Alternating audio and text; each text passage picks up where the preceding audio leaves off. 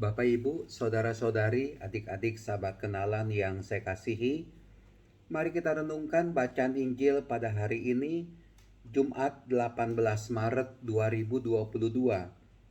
Bacaan Injil diambil dari Matius bab 21 ayat 33 sampai dengan 43, dilanjutkan ayat 45 sampai dengan 46. Dari dalam bacaan Injil hari ini kita bisa menyaksikan bagaimana Tuhan Yesus menyindir imam-imam kepala, tua-tua bangsa Yahudi yang sebenarnya mereka itu punya perilaku yang tidak baik. Lewat perumpamaan Tuhan Yesus sudah mengatakan mengenai seorang tuan tanah yang membuka kebun anggurnya dan menyewakan kebun anggur itu kepada penggarap-penggarap. Lalu ketika musim panen tiba, si tuan pemilik kebun itu menyuruh hamba-hambanya kepada penggarap-penggarap itu untuk menerima hasil yang menjadi bagiannya. Tetapi penggarap-penggarap itu menangkap hamba-hamba itu, yang seorang mereka pukul, yang lain dibunuh.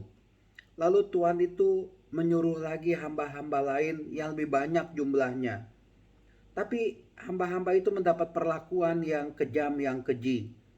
Sampai ketika si tuan rumah itu menyuruh anaknya yang dipikir akan disegani, tapi anaknya itu ditangkap lalu dibunuh ya oleh penggarap itu.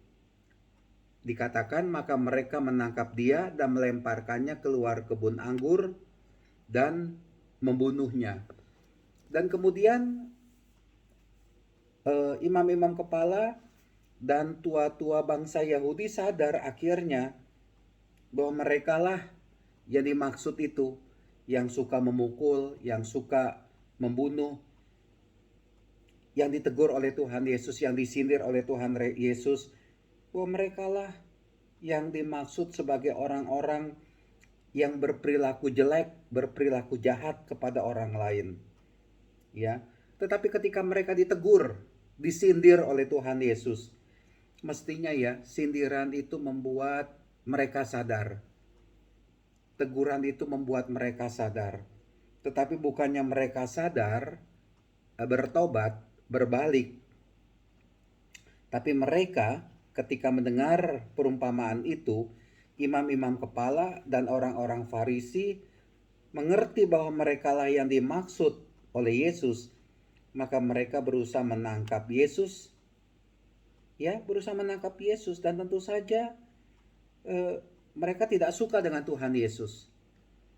Nah, Bapak Ibu, saudara-saudari terkasih, saya pikir dalam perjalanan hidup ini banyak teguran-teguran secara langsung atau tidak langsung yang datang kepada kita.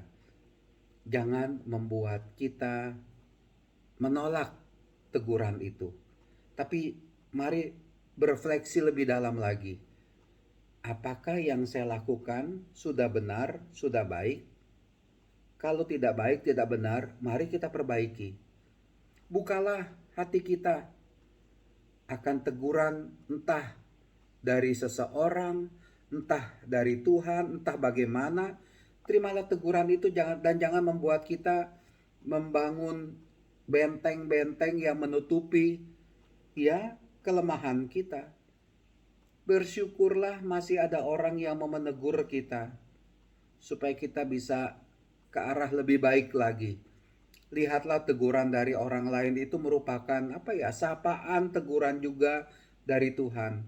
Yang penting adalah mari kita memperbaiki diri kita dari segala kekurangan, kelemahan kita. Sekali lagi, perbaikilah diri kita. Jangan melulu berada dalam kesalahan. Jangan sampai martabat ilahi, jangan sampai rahmat dari Tuhan tidak lagi kita terima. Tapi mari kita membuka diri kita akan rahmat Tuhan yang datang kepada kita. Dan rahmat Tuhan itu bisa saja berupa teguran itu. Terimalah dengan penuh sukacita, perbaikilah diri kita. Berjalanlah ke depan ke arah yang lebih baik lagi. Itu yang dikehendaki oleh Tuhan. Tuhan memberkati kita semua. Mari semakin hari kita menjadi orang yang lebih baik. Berangkat dari kekurangan, dari kesalahan, ke arah yang lebih baik, lebih benar lagi. Amin.